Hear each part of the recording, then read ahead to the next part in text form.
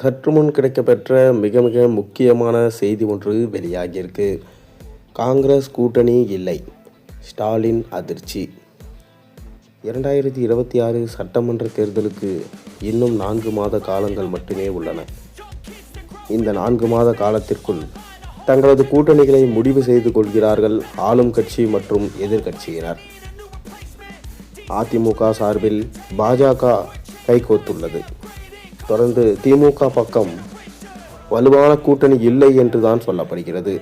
காரணம், திமுக தலைவர் ஸ்டாலின் அவர்கள் ராகுல் காந்திக்கு வெறும் 25 தொகுதிகள் மட்டும்தான் ஒதுக்குவேன் என கூறியுள்ளாராம். இதனால் ராகுல் காந்தி நடையை கட்டலாம், நாம் தாவேக பக்கம் சென்றால் அங்கு ஆட்சியில் அதிகாரம், ஆட்சியில் பங்கு என்பதை அவர்கள் கொடுப்பார்கள். மேலும் கிட்டத்தட்ட 70 தொகுதிகளுக்கு மேலே அவங்க வழங்குவதாக உறுதியளித்ததாகவும் தற்போது தகவல்கள் வெளியாகியிருக்கு.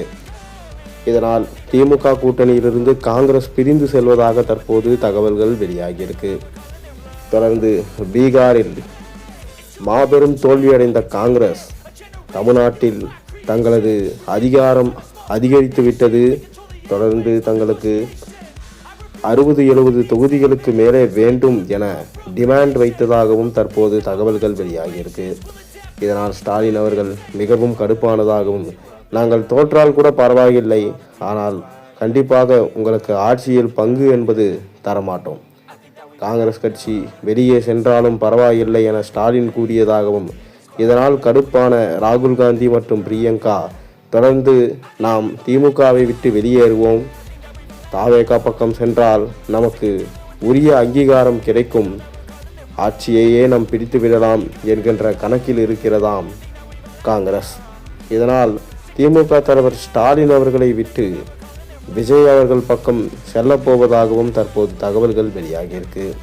ஏற்கனவே கரூரில் நடந்த அசம்பாவிதத்தன்று முதலில் கால் செய்தது காங்கிரஸ் தலைவர் ராகுல் காந்தி தான் விஜய்க்கு கால் செய்ததாகவும் தகவல் வந்தது. அதைத் தொடர்ந்து காங்கிரஸ் நிர்வாகிகள் தொடர்ந்து தாவேகா தலைவர் விஜய் அவர்களை சந்தித்ததாகவும், கூட்டணி குறித்து பேச்சுவார்த்தை நடைபெற்றதாகவும் தகவல்கள் வெளியாகியிருந்தது. இதனால்தான் ஸ்டாலின் மிக பெரும் கடும் கோபத்தில் இருந்ததாகவும், காங்கிரசுக்கு வெறும் 20-25 தொகுதிகள் மட்டுமே ஒதுப்பேன் என கூறியதாகவும் தகவல்கள் வெளியாகியிருக்கிறது. இதனால் காங்கிரஸ் கூட்டணி திமுகவிலிருந்து உடையும் அபாயம் ஏற்பட்டுள்ளது. இனி வரும் காலங்களில் திமுக காங்கிரஸ் தொடராது என்கின்ற தகவல் தான் தற்போது வெளியாகியிருக்கு. பொறுத்திருந்து பார்ப்போம். நீங்கள் என்ன நினைக்கிறீங்க? உங்கள் கருத்துக்களை மறக்காமல் கீழே கமெண்ட் வாயிலாக தெரிவிங்க.